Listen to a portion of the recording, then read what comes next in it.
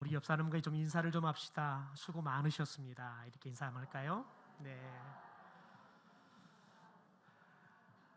우리 한 번 더 인사했으면 좋겠습니다. 옆 사람 얼굴을 보면서 잘 사셨습니다. 이렇게 인사할까요? 잘 사셨습니다. 네. 오늘은 용서의 자리에서 하나님을 예배합시다. 용서의 자리에서 하나님을 예배합시다. 오늘 말씀부터 해서 내일 그리고 특세를 시작하는 일주일 내내 제가 예배에 대한 말씀들을 함께 나누게 될 겁니다. 왜냐하면 내년에는 저희들이 하나님 앞에서 예배자로 저희들이 예배하고 또 살아가는 삶이 저와 우리 모든 성도들의 실은 믿음의 목표가 되어야 하기 때문에 그렇습니다. 지금 제가 입고 있는 한복은 한 벌이 아니라 두 벌입니다. 안쪽에 있는 옷은 제가 결혼할 때 예복입니다. 그러니까 2000년에 제가 2월 26일 날 결혼을 하면서 맞췄던 옷입니다. 그때 제가 57kg 나갔는데 제가 한복이 참 대단하다라는 생각하는 게 거의 한 30kg를 제가 쪘는데 그래도 아직도 입고 있습니다. 이 한복이 참 좋은 것은 제 몸매를 멋있게 감출 수 있다는 겁니다. 그런데 제가 오늘 저희 안 사람이 한복을 꺼내서 다림질하고 준비하는 그 모습을 보는데 불현듯 실은 이 한복 이 두루마리가 갑작스럽게 생각이 나는 겁니다. 그런데 이 두루마리를 가만 생각하다 보니까 제 마음 안에 불편한 마음이 갑자기 떠오르기 시작했습니다. 제가 저희 교회로 오기 전에 순천 제1교회에서 제가 8년을 부목사로 사역을 했는데요. 제가 그 교회를 부임을 해서 송구영 신예배를 드리려고 하는데 목사님께서 부목사들이 다 한복을 입고 와야 한다는 거예요. 그런데 저는 예복을 할 때 이 두루마리를 하지 않았어요. 왜냐하면 제가 결혼할 때에는 이 두루마리를 안 입는 게 또 유행이었거든요. 근데 두루마리를 하지 않고 안에 있는 한복을 또 저는 좀 편하게 입으려고 개량 한복으로 조금 고급스럽게 했어요. 장모님께서 나중에 목회하면 또 입어야 되니까 좀 비싸게 주고 한복을 해주셨어요. 이게 두루마리가 없는 거예요. 그런데 제가 이렇게 다른 목사님들을 물어보니까 늦게 오셨던 목사님들이 대부분이 다 두루마리가 아예 없거나 아니면 아예 한복이 없는 겁니다. 대부분이 결혼식을 할 때 한복을 마치지도 않고 이렇게 잠깐 대여를 해서 입거나 친구가 입은 거예요. 왜냐하면 전사들은 다 가난해가지고 결혼식을 할 때 돈이 없으니까 최대한 돈을 아끼다 보니까 대부분이 한복을 안 했더라고요. 그래서 저희들이 잔머리를 굴렸어요. 목사님한테 말씀을 드리자. 지금은 한복을 입은 추세가 아니고 그래서 우리들이 대부분이 한복이 없다고. 실제 이렇게 또 대여를 하려고 돌아다녀 봤더니 안에 것은 대여를 해주는데 이 두루마리는 또 없는 거예요. 이게 굉장히 난감한 상황이 된 겁니다. 그래서 고민을 하다가 부목사님들하고 이제 입을 맞춰가지고 목사님한테 건의를 하자. 그래서 한복을 안 입고 우리들이 양복을 좀 멋있게 해서 입겠다. 이렇게 이야기를 하자. 그런데 목사님께서 이런지하에 거절을 하셨습니다. 한복들을 다 입어 그러는 거예요. 참 불편한 거예요. 아니 목사님이 참 시대도 잘 읽지도 못하고 우리들이 목사님 말씀 좀 순종해 보려고 애를 썼는데 도저히 이게 두루마리까지 어떻게 입을 수가 없어서 말씀을 어렵게 드리는 건데 목사님이 전후사정 들어보지도 않고 그냥 싹 뚝 잘라버리고 한복 입어라 그런 거예요. 이 난감한 겁니다. 왜냐하면 더 이상 이 어디 가서 그냥 속에 있는 한복은 빌릴 수 있는데 두루마리를 빌려줄 데가 아무 데도 없는 겁니다. 고민을 하다가 한 목사님께서 교구에 한복을 하시는 집사님이 계신다는 거예요. 그래서 한번 가자. 그래서 한복이 없는 사람, 두루마리 없는 사람 다 모여라 해가지고 차 한 대를 가서 그 집사님 한복집을 갔습니다. 가서 보니까 집사님이 암이 오셔가지고 한복집도 몇 개월 닫아놨다가 이제 간신히 이제 한복집을 조금 열어서 그냥 조금 나와서 소일거리 하는 그런 상황이었습니다. 가서 보니까 한복집이 아니라 창고예요.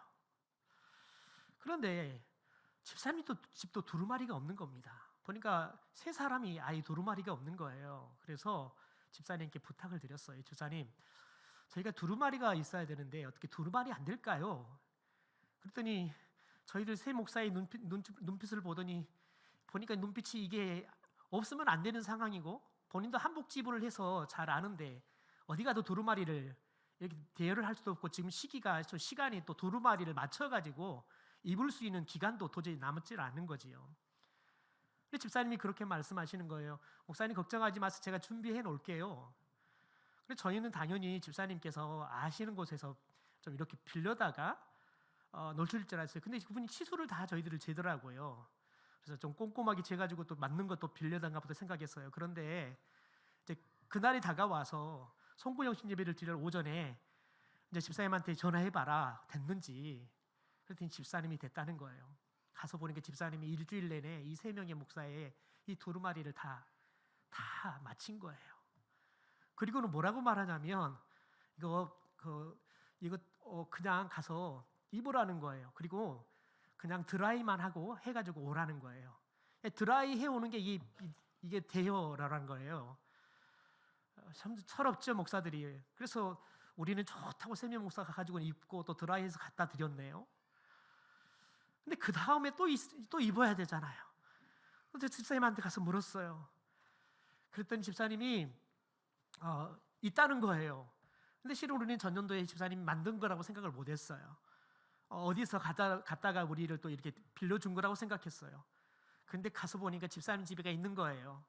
그제서 알았어요. 집사님이 이 세 목사의 이 두루마리 한복들을 일주일 내내 마치느라고 그 암으로 아픈 몸을 가지고 일을 하신 거예요. 얼마나 마음이 아파요.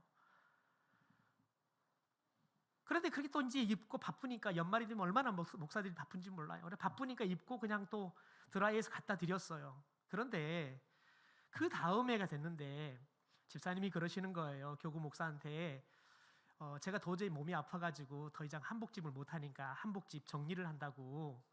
그래 교구 목사한테 그렇게 흘린 거예요. 그 말이 뭐냐면은 목사님들 이 두루마리 우리도 또 써야 될 건데 이제 문 닫아버리면은 목사들 두루마리 못 입잖아요. 그러니까 교구 목사한테 이야기해가지고 이 두루마리 가져가라는 거예요. 그래서 안 된다. 우리가 돈 주고 사야지. 어떻게 집사님 그렇게 힘들게 만든 것을 우리가 그것을 그냥 가져다 입을 수 있느냐. 그래서 그분이 뭐라고 말하냐면 3년이나 입은 중고인데 그래서 이게 10만 원짜리입니다. 이게 10만 원짜리예요. 여러분 그런데 제가 그걸 입을 때마다 그 김선옥 집사님을 못 잊습니다. 늘 기도합니다. 주님 그분 암 재발하지 않게 하옵소서. 그러면서 제 안에 오늘 저녁 심각하게 찔리는 게 뭐냐면 담임 목사의 그 말에 순종하지 않으려고 애를 썼던 이 목사의 이 부끄러운 모습이 생각나는 거예요. 여러분 그런데 담임 목사가 되니까 왜 목사님이 두루마리를 입었는지 알겠어요. 저도 우리 전사님들한테 두루마리를 다 입어라 말하고 싶어요. 그런데 우리 전사님들 오늘 두루마리 그냥 양복도 안 입고 오셨네요. 이따 인사해야 되는데 오늘 인사를 못 시키겠어요. 여러분 저희들이 이 두루마리가 여러분 이게 하나님 앞에서 순종이냐 불순종이냐 저에게는 굉장히 중요한 상징적인 물건이 돼버린 겁니다. 여러분 그런데 이제 시간을 지났고 제가 담임 목사가 되니까 왜 목사님이 그렇게 한복을 입으라고 말했는지 이제 그 의미가 이제 마음에 닿는 거예요. 어떻게 하든지 우리 성도들에게 새해라는 그 기분, 목사가 한복을 입어서라도 성도들에게 새해라는 그 기분들을 좀 만들어주고 싶고 새해 예배로 목사의 한복 하나 입으면 조금은 더 새해라는 나름대로 디자인이 되잖아요. 담임 목사는 어떻게 하든지 성도들에게 그 예배에 맞는 컨셉으로 코디도 하고 환경도 꾸미고 또 예배 프로그램도 만들어서 성도들에게 새해 그 마음을 가지고 하나님 앞에 예배할 수 있도록 하기 위해서 작은 몸부림을 했던 것이 바로 이 한복 입으라는 거였어요. 근데 담임 목사님이 그 하나님을 향한 그 열심을 부목사가 모르고는 불순종한 거지요. 여러분 이게 사람의 어리석음이더라고요. 그때 우리는 시대가 그렇다, 우리들이 지금 다 그렇다, 도저히 맞출 수 없다, 별의별 이유들을 생각해 가면서 불순종하려고 애를 썼는데 시간을 지려놓고 하나님께서 그걸 얼마나 마음 아파했을까 생각하면 그럼 참 마음이 아파요. 여러분, 우리가 오늘 말씀을 통해 만나게 되는 다윗이라는 사람, 여러분, 이 다윗은 그냥 한마디로 정의하면 하나님의 마음에 딱 합한 사람, 하나님의 마음에 딱 든 사람. 성경에 여러분 하나님의 마음에 합한 사람이라고 소개하는 사람은 여러분 다윗 외에 많지 않습니다. 여러분, 그런데 이 다윗이 오늘 말씀은 어떤 모습으로 등장하냐면 하나님 앞에서 죄를 지어서 벌을 받는 모습으로 나타나게 됩니다. 여러분, 다윗이 하나님과 함께하는 인생을 왕 전부터 그가 살았습니다. 그리고 쫓겨다니는 삶을 살면서 무려 13년에 가까운 시간을 그는 자신의 장인어른 사울에게 매일마다 죽음의 여러분 능선을 넘는 그런 인생들을 살아야 되는 고난의 시간을 살았어요. 그런데 그가 그 고난의 시간 속에서 여호와는 나의 목자가 되어 주셔서 내가 하나님이 함께하니까 사망의 음침한 골짜기를 다녀도 내가 두려워하지 않는다. 그가 고백했단 말이죠. 그리고 왕이 되었을 때도 하나님이 여전히 다윗과 함께했습니다. 여러분, 왕이 되었을 때 하나님이 다윗과 함께하는 표징이 뭐였냐면 다윗이 이웃에 있는 이방 나라들과 전쟁을 하면 백전백승이었습니다.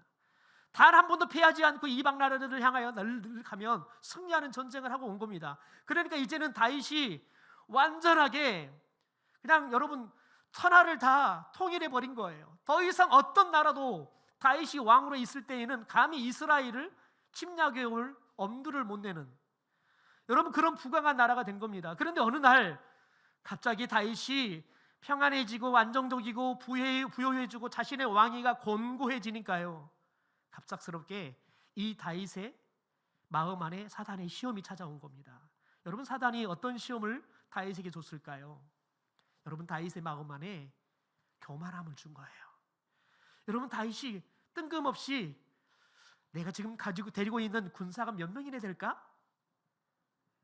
여러분, 그것을 세우고 싶었어요. 왜냐하면 본인이 왕이 되어가지고 우리나라가 이렇게 부강한 나라가 됐다, 그게 이 왕으로서의 나의 업적이라는 자신의 그런 훌륭한 왕으로서의 그런 통치들을 하고 있는 자신의 업적을 드러내고 싶어서 이 군사들이 몇 명인지 숫자를 세는 일을 한 겁니다.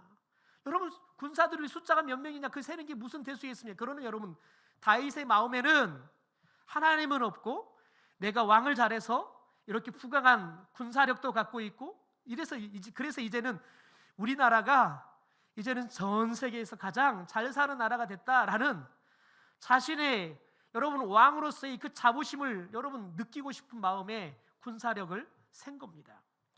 여러분, 그래서 하나님께서는 그것을 기뻐하지 않았습니다. 여러분, 다윗이 그가 조금 더 편해지고 잘 살게 되어지고 안정적인 왕이 되어지니까요, 당장 하나님은 간데에 없고 그 하나님의 자리에 왕인 자기가 자리를 차지하고 있는 겁니다. 나라가 잘 산 것도 다 자기 때문에 잘 사는 것처럼 보이고 백성들이 저렇게 편안하게 잘 사는 것도 자기가 통치를 잘해서 잘 사는 것처럼 느껴지는 거예요. 그래서 자신의 이 취적들을 드러내고 싶어서 숫자를 센 겁니다. 여러분, 이런 시험은 누구나에게 한 번씩은 찾아올 수 있는 겁니다. 특별히 성공한 인생을 살아가는 사람에게는 반드시 찾아오는 사탄의 시험인 겁니다. 그래서 사도 바울은 고린도전서 10장 12절에 이렇게 우리에게 권면합니다. 그런즉 선줄로 생각하는 자는 넘어질까 조심해라. 여러분, 이 말이 굉장히 중요한 말이 있습니다. 내가 섰다라고 생각하는 사람, 다시 말해서 이제 나는 절대 넘어지지 않을 만큼 굳건하게 섰어, 여러분 라고 이렇게 자만감이 들 때 넘어질 것을 조심하라는 거예요. 여러분, 우리들은 늘 잘 서 있고 싶습니다. 성공하는 인생을 살고 싶다는 거지요. 그래서 우리는 어떻게 하든지 성공하려고 애를 쓰지요. 그런데 여러분, 막상 인생이 성공한다는 것은 그리 쉽지 않습니다. 만만하지 않습니다. 여러분, 그런데 막상 성공한 인생을 살아가 보잖아요. 그러면 어느 순간에 하나님 그리고 자신을 도왔던 그런 이웃들, 가족들은 하나도 없어요. 내가 잘나서 성공했다고 사람들은 생각하기 십상이라는 거예요. 왜냐하면 사탄은 우리에게 끊임없이 하나님처럼 되고 싶은 그 교만한 마음을 우리 가운데 붙기 때문에 그렇습니다. 여러분, 그래서 우리가 늘 조심해야 될 건 뭐냐면, 여러분, 우리들이 섰다 생각하는 교만한 마음이 들면 넘어질 것을 늘 조심해야 한다는 거예요. 여러분, 그런데 저와 여러분이 사탄의 시험이 와도 크게 두려워하지 않아도 되는 건 뭐냐면, 하나님은 사탄이 시험할 때 저와 여러분에게 사탄의 시험에 제한을 두고 있기 때문에 그렇습니다. 우리 고린도전서 10장 13절의 말씀을 함께 좀 같이 읽어보겠습니다. 같이 읽죠. 시작. 사람이 감당할 시험 밖에는 너희가 당할 것이 없나니 오직 하나님은 미쁘사 너희가 감당하지 못할 시험 당함을 허락하지 아니하시고 시험 당할 즈음에 또한 피할 길을 내사 너희로 능히 감당하게 하시느니라. 여러분, 하나님께서는 우리가 감당할 수 있는 시험만을 사탄에게 허락한다는 거예요. 때로는 여러분, 시험이 우리 가운데 와요. 다시 말해, 시험을 하나님이 허락해버렸어요. 그래서 그 시험이 우리 가운데 밀려오는 거예요. 그러면 우리가 감당할 수 없으면 하나님께서는 그 시험을 피할 수 있는 길을 우리 가운데 반드시 허락하실 줄 믿습니다. 그래서 여러분, 우리들이 시험이 들어서 넘어지잖아요. 그러면 두 가지예요. 내가 지금 넘어져 있지만 내가 감당해서 다시 일어날 수 있기 때문에 하나님께서는 이 시험을 준 거예요. 그러니까 여러분, 넘어져서 내가 시험 들었구나 라는 생각이 들 때, 하나님이 나에게 일어날 수 있는 힘을 주시겠구나 라는 기대함을 가지고 기도하면 될 줄 믿습니다. 기도해도 여러분 일어날 수 있는 힘이 생기지 않아요. 여러분, 그럴 때에는 오늘 말씀을 통해서 뭘 붙잡아야 합니까? 하나님께서 시험이 와서 내가 넘어졌지만 하나님께서 나에게 피할 길을 반드시 주실 것이라는, 여러분, 말씀을 통해서 그 기대하는 마음을 붙잡고 하나님 앞에, 하나님, 제가 도저히 감당이 안 됩니다, 피할 길을 주십시오, 기도하면 하나님께서는 우리에게 피할 길을 반드시 주실 줄 믿습니다. 여러분, 다윗의 위대함은 그가 죄를 짓지 않아서가 아닙니다. 다윗의 위대함은 그가 죄를 지었지만 또한 절대 권력을 가진 왕의 자리에 앉았지만 그 누구가 다윗에 대해서 당신 이거 죄입니다라고 누군가가 고발을 하면 다윗은 즉각 하나님 앞에 자신의 죄를 가지고 회개했다는 거예요. 죄를 짓지 않아서 위대한 것이 아니라 다윗은 죄를 안 순간 그는, 여러분, 왕의 권위로서 자존심이고 이런 걸 재지 않아요. 그냥 하나님 앞에 넙적 엎드려서 그냥 체면이고 뭐고 상관없어요. 그냥 하나님 앞에 회개하는 거예요. 그게 다윗의 위대함이 그곳에서 바로 나온 줄 믿습니다. 여러분, 저와 여러분이 위대한 사람이 되려고 하지 마십시오. 내가 죄에 넘어지지 않는 삶을 살려고 노력하지 마십시오. 저와 여러분이 중요한 건 뭐냐면, 저와 여러분은 우리가 하나님의 나라 들어가는 그 순간까지는 끊임없이 저와 여러분은 죄에 대해서 아무리 발버둥 치면서 넘어지지 않으려고 해도 넘어지게 돼 있습니다. 그게 우리가 가지고 있는 연약함입니다. 그러나 여러분, 하나님께서는 우리가 죄를 깨닫고 회개하면 우리를 모든 죄에서 반드시 사해 주실 줄 믿습니다. 왜냐하면 하나님은 우리가 하나님 앞에 통회하는 마음을 가지고 나가는 것을 하나님은 기뻐하시기 때문에 그렇습니다. 여러분, 특별히 다윗이 군사력을 세는, 군사의 숫자를 세는 일들을 하게 돼요. 그게 하나님 앞에 죄였어요. 그래서 하나님께서는 여러분 다윗에게 세 가지를 제안합니다. 하나님께서 그 죄별로 세 가지의 벌을 줄 건데 그 중에 너가 한 가지만 선택해라. 그러면 내가 그 벌을 내리겠다라고 하나님께서 이 다윗 왕에게 세 가지 벌을 제안합니다. 첫째는 3년 동안 기근이 오는 겁니다. 두 번째는 석 달 전쟁을 하는데 완패를 당하는 거예요. 여러분, 다윗이 지금까지 한 번도 피한 적이 없는, 이건 자존심의 문제지요. 또한 세 번째는 3일 동안 전염병이 감염되는 겁니다.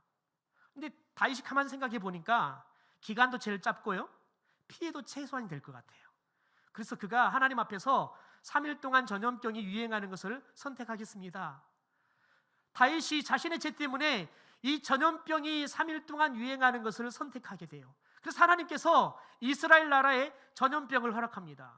여러분, 그런데 이 다윗 왕의 죄 때문에 전염병이 여러분 들어오게 되어지는데 무려 7만 명이 죽습니다. 3일이 되지 않았는데 무려 7만 명이나 죽어버리는 재앙이 오는 거예요. 다윗이 여러분 생각했던 것, 예상했던 것과는 완전히 다른, 너무너무 백성들이 힘든 상황이 벌어져 버린 겁니다. 여러분, 그래서 다윗이 자신의 잘못을 여러분 그가 깨닫고 그것도 잘못됐던 본인이 왕으로서 그래도 참 지혜로운 선택이라고 생각했는데 그 선택이 얼마나 잘못된 선택이었는가를 여러분 그가 깨달아요. 그래서 가슴을 치면서 후회하고요, 즉시 하나님께 엎드려서 그가 간절하게 요청합니다. 우리 역대상 21장 17절의 말씀을 세번역 성경으로 같이 읽겠습니다. 그때 다윗이 하나님께 아뢰었다. 이 백성의 인구를 조사하도록 지시한 사람은 바로 내가 아닙니까? 바로 내가 죄를 짓고 이런 엄청난 악을 저지른 사람입니다. 백성은 양떼일 뿐입니다. 그들에게 무슨 잘못이 있습니까? 주 나의 하나님, 나와 내 집안을 주시고 제발 주의 백성에게서는 전염병을 거두어 주십시오. 여러분, 이게 진짜 리더의 마음인 거예요. 여러분, 이게 진짜 지도자의 바른 태도인 거죠. 백성들이 죽어가는 모습을 보면서 가슴을 치면서 후회해야 되는 거예요. 하나님, 저들이 무슨 죄가 있습니까? 다 제가 잘못된 선택을 했고 제가 죄를 지은 결과입니다. 그러니 저들을 치지 마시고 저와 저희 집안을 치십시오. 여러분, 이게 리더십이 있는 지도자의 모습 아니겠습니까? 여러분, 저에게나 여러분 각자가 여러분의 삶의 자리에서 리더의 역할들을 하고요, 우리나라에게도 대통령이나 많은 리더들이 있습니다. 이 다윗의 여러분 이 마음이 기름 부어지는 은혜가 있게 되기를 소망합니다. 그래서 여러분, 마음 아파하는 백성들에 대해서, 마음 아파하는 나를 따르는 사람들에 대해서 마음 아파할 줄 알고, 하나님, 저들이 무슨 죄가 있습니까? 제가 잘못된 리더십을 발휘해서 제가 잘못된 지약의 삶을 살아서 저렇게 어려움을 당하는데 저들을 치지 마시고 저를 치십시오. 우리 집안을 치십시오. 여러분, 이렇게 정말 살아있는 여러분 리더의 가슴을 가지고 기도할 수 있는 저와 여러분이 되기를 주님의 이름으로 축원합니다. 여러분, 그래서 하나님께서는 이런 다윗의 기도를 듣고는 다윗을 보면 용서하시지요. 여러분, 그 징표로 갓 선지자에게 하나님의 천사를 보내서 여부스 사람 오르날의 타작마당에서 다윗으로 하여금 하나님 앞에 드릴 제단을 쌓고 그가 하나님 앞에 제사를 드리게 합니다. 여러분, 무슨 말일까요? 하나님께서는 다윗의 회개에 대한 하나님의 응답으로 하나님의 진노, 하나님의 심판을 진정시키는 구체적인 방법으로 허락하신 것이 바로 예배였다는 겁니다. 따라할까요? 예배가 하나님의 진노를 멈추는 비결이다. 여러분, 하나님께서는 죽음의 천사가 돌아다니면서 이스라엘 백성들을 전염병으로 죽게 해요. 그런데 그 죽음의 천사의 여러분 사람을 죽이는 그 활동이 어디서 멈추냐면 오르난의 타작마당에서 다윗이 하나님 앞에 제사할 때 여러분 전염병을 통해서 사람이 죽어가는 것들을 멈추게 하셨다는 거예요. 여러분, 그런데 중요한 사실들이 특별히 솔로몬의 고백을 통해서 이 오르난의 타작이 아주 중요한 역사적인 의미가 있는 곳이라는 것을 우리는 깨닫게 되어집니다. 역대하 3장 1절 말씀을 우리 같이 함께 읽겠습니다. 시작. 솔로몬이 예루살렘 모리아 산에 여호와의 전 건축하기를 시작하니 그곳은 전에 여호와께서 그의 아버지 다윗에게 나타나신 곳이요 여부스 사람 오르난의 타작마당 다윗이 정한 곳이라. 여러분, 여기서 모리아 산이라는 말이 등장을 합니다. 여러분, 모리아 산이 어디입니까? 창세기 보면 아브라함이 자신의 독자 이삭을 하나님 앞에 드리라 했을 때 이삭을 죽여서 산 제물로 드리려고 했던 그곳이 바로 모리아 산입니다. 여러분, 오르날의 타작마당이 바로 아브라함이 하나님 앞에 자신의 이삭을 드렸던 헌신의 자리가 바로 이 오르날의 타작마당이었다는 거예요. 두 번째는 여러분, 솔로몬이 그의 아버지 다윗이 하나님 앞에 성전을 짓기 위해서 정했던 장소가 바로 이 오르날의 타작마당이었다는 거예요. 여러분, 더 나아가서 기독교 역사의 기록에 보면 특별히 이 모리아 산이 예수 그리스도께서 십자가를 지고 죽으셨던 골고다 언덕이 이 모리아 산이다라고 이야기해요. 다시 말해서 오르난 타작마당은 예수님께서 우리를 구원하기 위해서 십자가를 지고 죽으셨던 여러분 그 골고다 언덕이 바로 이 오르난 타작마당이었다는 거예요. 다시 말해서 이 오르난 타작마당은 우리가 하나님 앞에 회개하고 하나님의 용서가 우리 가운데 부어지는 축복의 자리였다는 거예요. 더 나아가 여러분, 특별히 이 오르난 타작마당은 이스라엘 백성들이 특별히 여러분 다윗도 그렇고 또한 여러분 아브라함도 그렇고 예수 그리스도로 그렇고 하나님의 말씀이 순종해서 자신을 또 자식을 여러분 희생시킨 자리가 바로 이 오르난 타작마당이었다는 거예요.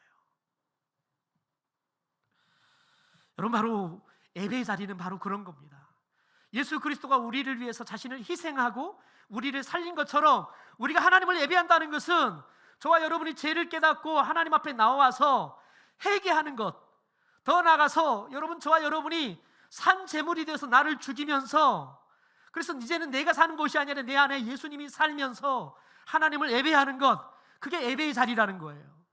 여러분 그래서 우리가 예배할 때 내가 예배하면 안 돼요. 누가 예배합니까? 내 안에 예수 그리스도가 예배해야 되는 거예요. 왜요? 나는 예수를 믿는 순간 나는 죽고 내 안에 누가 살아요? 예수 그리스도가 사는 거예요. 여러분 예수 그리스도가 우리를 위해 대속 제물이 되신 것처럼 우리가 주님 앞에 나아갈 때마다 저와 여러분이 하나님 앞에 산 제물이 되어서 우리가 주님을 예배해야 될 줄 믿습니다. 그래서 우리가 예배한다는 것은 첫째는 우리가 하나님 앞에 우리의 죄악을 회개하며 나아가는 자리가 예배의 자리라는 거예요. 그럴 때 하나님께서 우리에게 용서의 은혜를 베풀어 주신 것이 오르난 타작마당, 바로 예배의 자리인 줄 믿습니다. 더 나아가 여러분 이 오르난 타작마당에서 다윗이 회개하기 위해서 뭐 합니까? 자신을 대신해 죽는 제물을 바치는 곳이 바로 이 오르난 타작마당이었다는 겁니다. 더 나아가 여러분 다윗이 이곳에서 여러분 자신의 회개의 제물을 제사를 드리기 위해서 어떤 일을 합니까? 놀라운 건 뭐냐면요, 이곳에 여러분 자신의 것을 내어드리는 헌신이 있었다는 거예요. 여러분 오르난이 다윗이 너 이 타작마당을 나에게 팔아라 라고 말했을 때 오르난은 뭐라고 말하냐면 아니라는 거예요. 내가 다 드리겠다는 거예요. 내가 가지고 있는 소도 드리고 타작할 때 쓰는 그 도구로 이걸 드려서 제사를 드리는 땔감으로 쓰게 할 거라는 거예요. 지금 내가 가지고 있는 밀도 내가 하나님을 예배할 수 있도록 내어놓겠다는 거예요. 그런데 여러분 다윗은 뭐라고 말합니까? 아니라는 거예요. 아니라는 거예요. 여러분 22절 말씀입니다. 우리 같이 함께 읽겠습니다. 다윗이 오르난에게 이르되 이 타작하는 곳을 내게 넘기라. 너는 상당한 값으로 내게 넘기라. 내가 여호와를 위하여 여기 한 제단을 쌓으리니 그리하면 전염병이 백성 중에서 그치리라. 여러분 보십시오. 여기서 저는 상당한 값을 지불한다라고 이야기를 해요. 나중에 보면 여러분 이곳에서 여러분 다윗이 얼마나 많은 돈들을 지불하냐면 여러분 금 600세겔을 이 오르난 타작만 값으로 오르난에게 지급하고 이 땅을 사게 되어집니다. 여러분 그런데 600세겔이 얼마나 많은 돈이냐? 여러분 금 한 세겔이 은 15세겔이에요. 그런데 은 한 세겔이 노동자의 4일 동안의 품삯이에요. 계산해 봤더니 금 600세겔은 노동자가 36,000일 동안 일하면 받는 품삯이에요. 여러분 이걸 계산해 보니까 약 100년 동안 노동자가 일하면서 받는 품삯을 이 오르난 타작마당을 사기 위해서 지불한 거예요. 왜요? 자신이 하나님 앞에 나와서 회개하는 데 있어서 여러분 그 값어치 은 600세겔이 아깝지 않는 거예요. 100년 동안 노동자가 일해서 여러분 받는 그 품삯을 다 드려도 예배할 수 있다 그러면 그 돈이 아깝지 않는 것, 그게 예배의 자리인 줄 믿습니다. 여러분 우리가 예배한다는 것은 우리의 모든 것을 주님 앞에 다 드리며 예배하는 거예요. 여러분 우리가 11조를 드린다는 것은 내가 번 것의 10분의 1을 드리지만 여러분 11조에는 뭐는 의미가 담겨 있냐면 내 것은 다 주님 것입니다라는 여러분 마음을 담아서 드리는 게 11조의 의미인 거죠.